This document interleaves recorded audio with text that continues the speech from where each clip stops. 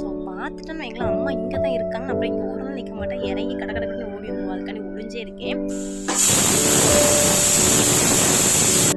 நாளைக்கெல்லாம் வந்து என்ன அடிச்சு விரட்டி ரொம்ப சும்மா வராதுங்க அப்படின்னு சொல்லிட்டு.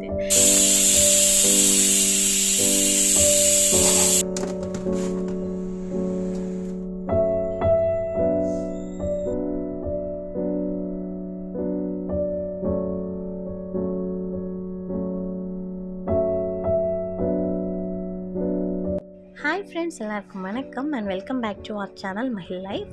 எல்லோரும் எப்படி இருக்கீங்க? நீங்கள் எல்லாருமே சூப்பராக இருக்கீங்கன்னு சொல்லி நானுமே நம்புகிறேன். இன்றைக்குள்ள விலாக் பார்த்தீங்கன்னா ஒர்க்கிங் விமன்ஸ்க்கு ரொம்பவே யூஸ்ஃபுல்லான டைம் மேனேஜ்மெண்ட் விலாக் தான்.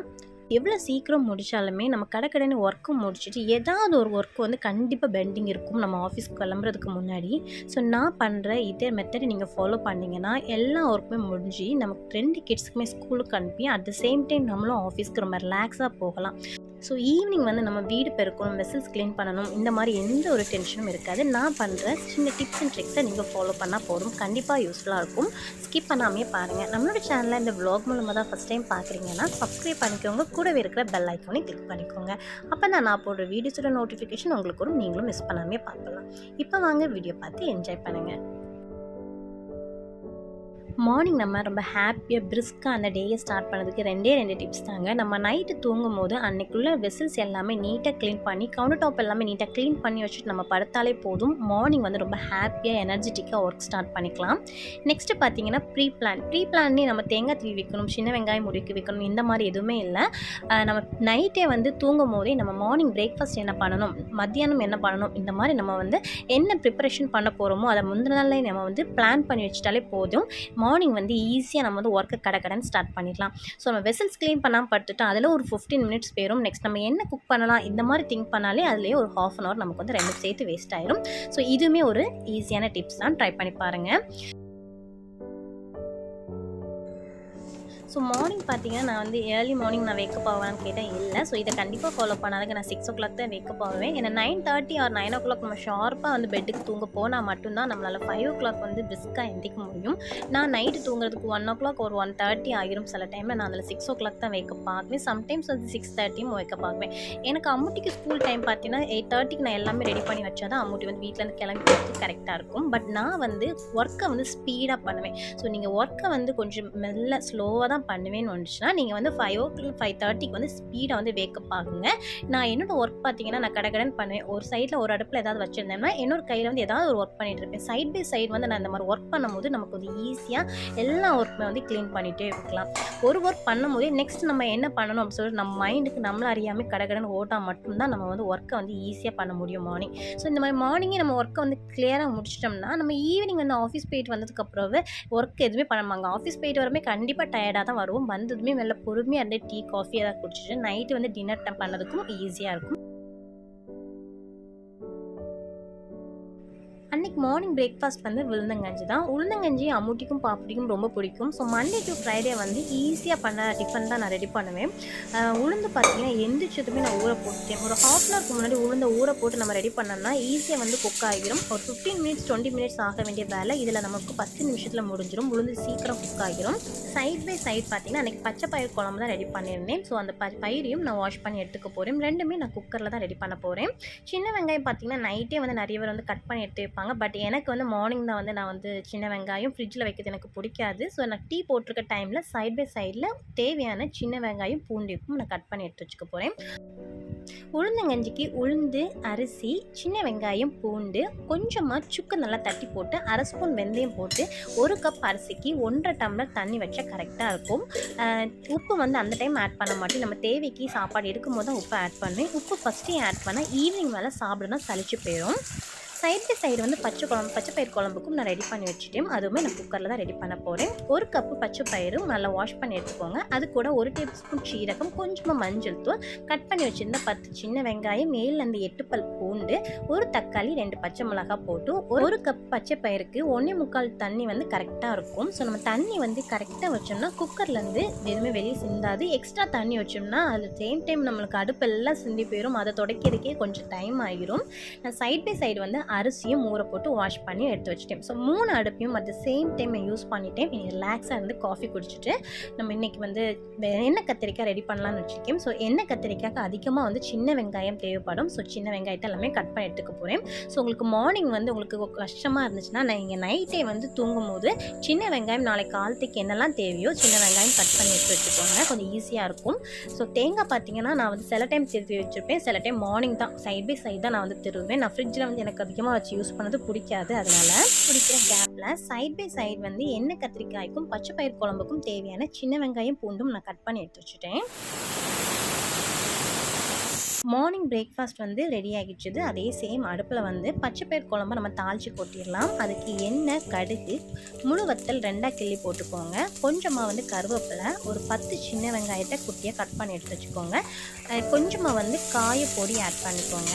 சின்ன வெங்காயம் வந்து கலர் சேஞ்ச் ஆகிற வரைக்கும் நல்லா வந்து வதக்கி விட்டுக்கோங்க. நெக்ஸ்ட்டு வந்து குக்கரை வந்து நம்ம வெயிட் ரிலீஸ் பண்ணி அதை நல்லா மத்து போட்டு நல்லா கடைஞ்சிக்கோங்க. ஒரு மசாலா நம்ம வீட்டில் ரெடி பண்ண போகிறோம். அதுதான் செம்ம டேஸ்ட்டாக இருக்கும். 2 டேபிள் ஸ்பூன் மல்லிக்கு, 1 டேபிள் ஸ்பூன் சீரகம், 1 டேபிள் ஸ்பூன் வந்து முழு நல்ல மிளகு எடுத்துக்கோங்க. இதை வந்து நல்லா பரன்னு திரிச்சு எடுத்துக்கோங்க. அதிலிருந்து நான் 2 டேபிள் ஸ்பூன் வந்து எடுத்து இந்த மசாலாவை ஆட் பண்ணி மசாலாவோட பச்சை வாசம் போகிறது வரைக்கும் நல்லா வதக்கி விட்டுக்கோங்க. நெக்ஸ்ட் நம்ம கடைஞ்சி வச்சுருக்கோம் இல்லையா பச்சைப்பயிர், அந்த பச்சைப்பயிரையும் நல்லா கலந்து விட்டு தேவைக்கு உப்பு ஆட் பண்ணி நல்லா கொதிக்க விட்டுக்கோங்க. இறக்கிறதுக்கு முன்னாடி கொஞ்சமாக வந்து மல்லித்தலை போட்டு இறக்குனா போதும். சூப்பரான பச்சை பயிர் குழம்பு. நம்ம இதில் எந்த ஒரு மசாலாவும் நமக்கு தேவையில்லை. வீட்டிலேயே ரெடி பண்ண மல்லி, நல்ல மிளகு, ஜீரகம் 2 பல்ஸ் மோடில் போட்டு நம்ம தேய்ச்சி வச்சிடல 2 ஸ்பூன் ஆட் பண்ணியிருக்கேன். உங்களுக்கு தேவையான ஸ்பூன் நீங்கள் ஆட் பண்ணிக்கோங்க. ஓகேவா? சூப்பராக இருக்கும். ஒன்ஸ் நீங்கள் ட்ரை பண்ணிவிட்டு எப்படி வந்ததுன்னு கமெண்ட்டில் ஷேர் பண்ணுங்கள். ஸோ குழம்பு ரெடியாக கேப்பில் சைட் பை சைடு வந்து கத்திரிக்காய் வந்து 2 தான் இருந்து. சின்ன கத்திரிக்காய்னா ஒரு 5-6 போட்டால் நல்லாயிருக்கும். என்கிட்ட ஒரு மீடியம் சைஸில் தான் 4 கத்திரிக்காய் தான் இருந்தது. கத்திரிக்காவை இதே போல் 4 கட் பண்ணி எடுத்துக்கோங்க. ஸோ ஃபுல்லாக வந்து பிரிஞ்சிட வேண்டாம். இதே போல் 4 கட் பண்ணிக்கோங்க. ஸோ அப்போ தான் உள்ளெல்லாம் நல்லா வந்து எண்ணெய் அப்சர்வ் ஆகி நல்லா வெந்து கிடைக்கும்.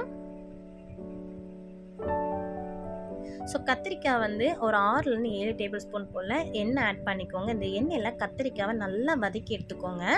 ஸோ அப்புக்கு பார்த்தீங்கன்னா சைட் பை சைடு வந்து அவளுக்குள்ள லஞ்ச் நான் ரெடி பண்ண போகிறேன். அவளுக்கு வந்து எப்போவுமே வந்து தனியாக ரெடி பண்ணி கொடுப்பேன்.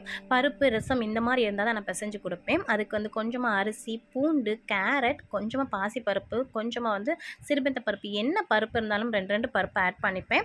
கொஞ்சமாக அரிசி, அப்புறம் ஏதாவது ஒரு வெஜிடபிள், இன்றைக்கி கேரட் இருந்ததுனால கேரட் ஆட் பண்ணிப்பேன். அது கூட வந்து 4 பல் பூண்டு, கொஞ்சமாக வந்து காயத்தூள், ஏன்னா பருப்பு வந்து வாய் வெளியே, அதுக்காக காயத்தூள், கொஞ்சமாக உப்பு ஆட் பண்ணி ஒரு 7லேருந்து 8 விசிலுக்கு நல்லா எடுத்து வச்சுப்பேன். ஸோ இந்த மாதிரி தான் நான் வந்து பாப்புட்டிக்கு வந்து நம்ம நார்மலாக தீயல் கொஞ்சம் வித்தியாசமான குழம்பு வச்சா இந்த மாதிரி தான் நான் ட்ரை பண்ணி கொடுப்பேன். ஏன்னா அவள் அப்போ தான் விரும்பி சாப்பிடுவான். அவளை வர இப்போ வந்து 2 நாளைக்கு முன்னாடி வந்து ப்ளே ஸ்கூலில் ஜாயின் பண்ண விட்டுருக்கேன். ஸோ இந்த மாதிரி அவளுக்கு வந்து பிசைஞ்சு கொடுத்தோம்னா ஈஸியாக அங்கே சாப்பிடுவான். அதுக்காக ஸோ அந்த சைட் பை சைட் பார்த்தீங்கன்னா கத்திரிக்காய் வந்து ரெடி ஆகிடுச்சுது. ஸோ இங்கேயும் பச்சை பயிர் குழம்பு நல்லா எண்ணெயெல்லாம் பிரிஞ்சு சூப்பராக ரெடி ஆகிடுச்சுது. ஸோ இறக்கும் போது ஒரு 2 டேபிள் ஸ்பூன் வந்து கோகோனட் ஆயில் ஆட் பண்ணிக்கோங்க. இந்த எண்ணெய் பார்த்தீங்கன்னா நைட்டு வந்து ஹஸ்பண்ட் வந்து ஃப்ரிட்ஜுக்குள்ளே தூக்கி போட்டுட்டாங்க. ஸோ மறந்து அதனால் வந்து எண்ணெய் வந்து கொஞ்சம் கட்டி ஆகிடுச்சு. நீங்கள் தேங்காய் எண்ணெயில் ஒரு 2லேருந்து 3 டேபிள் ஸ்பூன் ஆட் பண்ணிக்கோங்க. நெக்ஸ்ட் வந்து கேஸை ஆஃப் பண்ணதுக்கப்புறம் ஒரு ஹாஃப் லெமனில் ஒரு 1/2 டேபிள் ஸ்பூன் லெமன் ஜூஸையும் ஆட் பண்ணிக்கோங்க. அப்போ தான் அந்த புளிப்பு டேஸ்ட்டோடி பச்சை பயிர் குழம்பு ரொம்ப நல்லாயிருக்கும்.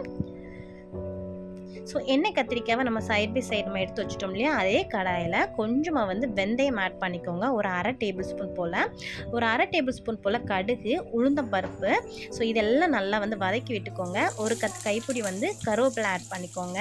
நெக்ஸ்ட் இதுக்கு தேவையான சின்ன வெங்காயம், ஒரு 10 சின்ன வெங்காயம், ஒரு 5லேருந்து 6 பல் பூண்டு போட்டு நல்லா வந்து வதக்கி விட்டுக்கலாம்.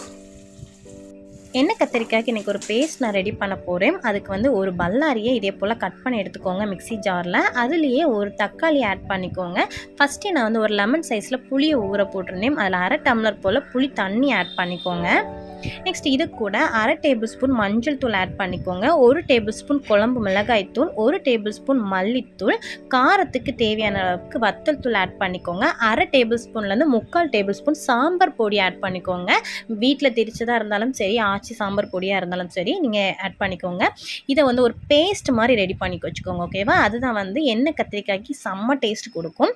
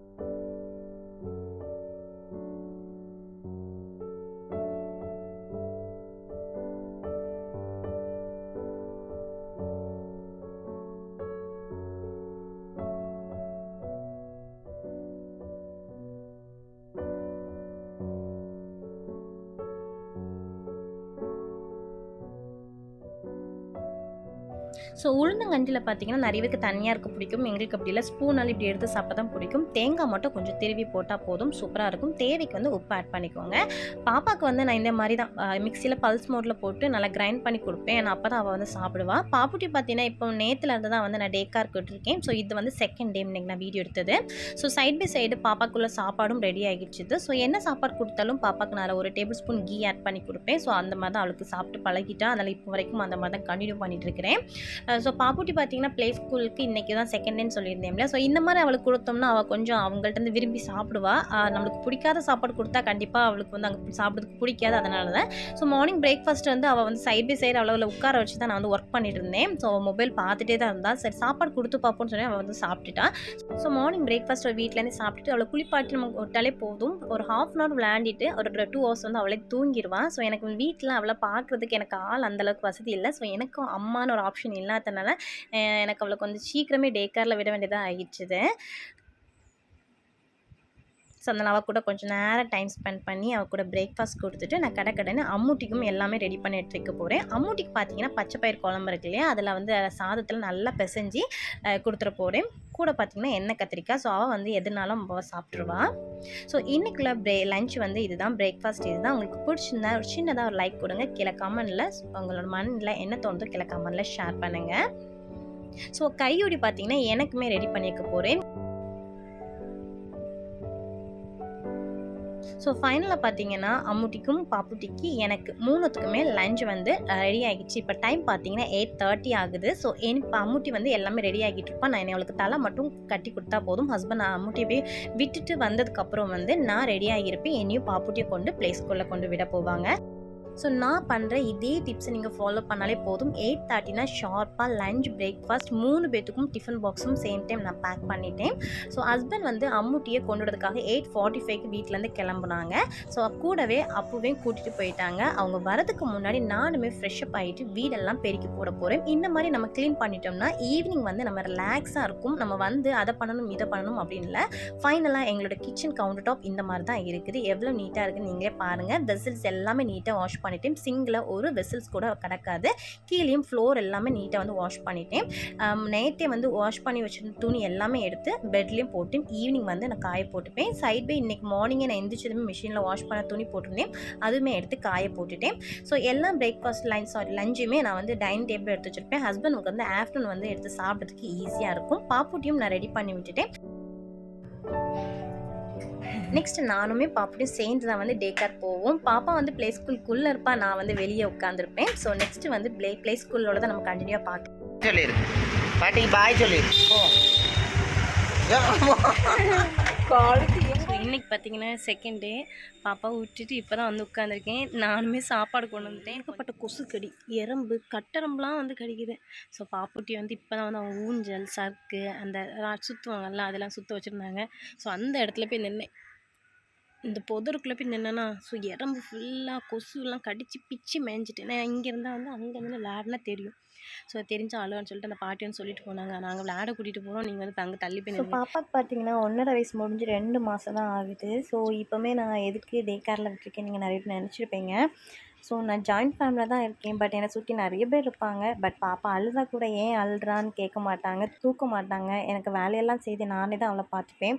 இடைக்குள்ள பார்த்தீங்கன்னா ஒரு 10 டேஸாக எனக்கு உடம்புக்கு முடியாமல் இருந்தது. அந்த டைம் கூட பாப்பா ரொம்ப கஷ்டப்பட்டா அவளுமே. ஸோ அதனால தான் கொஞ்சம் அவள் வந்து கைமீறி போகணும், கொஞ்சம் உட்காந்து விளையாடணும், ஸ்டார்ட் பண்ணணும், எல்லா குழந்தைங்களும் மாதிரி அவளுமே நார்மலாக இருக்கணும் அப்படின்னு சொல்லிட்டு தான் கொஞ்சம் ப்ளே ஸ்கூலில் விட்டோம்னா அங்கே நிறைய கிட்ஸ் இருப்பாங்க, அவங்க கூட விளையாடுவாள்லாம். ஸோ எனக்கு அம்மானு ஒரு ஆப்ஷன் இல்லை. ஸோ அதனால் நான் என் கைக்குள்ளேயே அவள் இருந்து வளர்ந்தனால யார்கிட்டையுமே போகாமல் ஆகிட்டா. ஸோ அதனால தான் கொஞ்சம் பழகிறதுக்காக விட்டுட்டேன். ரொம்ப செல்லம் கொடுத்தனால அப்படி கைக்குள்ளே இருந்து என்கிட்ட மட்டும்தான் இருப்பாள், யார்கிட்டையும் கைமீறி போக மாட்டாள்.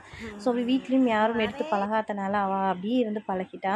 ஸோ அதனால தான் டே கேரில் விட்டுருக்கேன். எனக்கு கஷ்டமாக தான் இருக்குது. ஸோ இங்கே தான் அம்முட்டியும் விட்டுருந்தேன். அம்முட்டியை 2 வயசுலேருந்து விட்டுருந்தேன். அந்த டைமில் நான் வந்து வேலைக்கு போயிருந்தேன். அதனால் ஸோ பாப்புட்டி இங்கே விட்டுட்டு இனிமேல் நானுமே வேலைக்கு ட்ரை பண்ணணும். என்னோடய சிச்சுவேஷன் அந்த மாதிரி தான். ஸோ அதனால் யாருமே தப்பாக எடுக்காதுங்க. கண்டிப்பாக நிறைய பேர் நினச்சிருப்பீங்க எந்த சின்ன வயசுலேயே அவளை ப்ளே ஸ்கூலில் விட்டுருப்பீங்கன்னு. எனக்கு யாருமே கிடையாது. அதனால் ஸோ இந்த வீடியோ உங்களுக்கு பிடிச்சிருந்தா உங்களுக்கு சின்னதாக என்ன வந்து சப்போர்ட் பண்ண மாதிரி லைக் பண்ணுங்கள். உங்கள் மைண்ட் தோணுது கீழே கமெண்ட்டில் ஷேர் பண்ணுங்கள். உங்களோட ஃப்ரெண்ட்ஸ் அண்ட் ரிலேட்டிவ்ஸ்க்கும் ஷேர் பண்ணுங்கள். நம்மளோட சேனலில் ஃபஸ்ட் டைம்னா சப்ஸ்கிரைப் பண்ணிக்கோங்க. கூடவே இருக்கிற பெல் ஐக்கானையும் கிளிக் பண்ணிக்கோங்க. அப்போ தான் நான் போடுற வீடியோஸோட நோட்டிஃபிகேஷன் உங்களுக்கு நீங்களும் மிஸ் பண்ணாமே பார்ப்பீங்க. நெக்ஸ்ட் இன்னொரு இன்ட்ரெஸ்டிங்கான வீடியோ அதில் vlogs உங்களை வந்து பார்க்குறேன். Still then by friend Michael Vignesh. Tata, bye bye.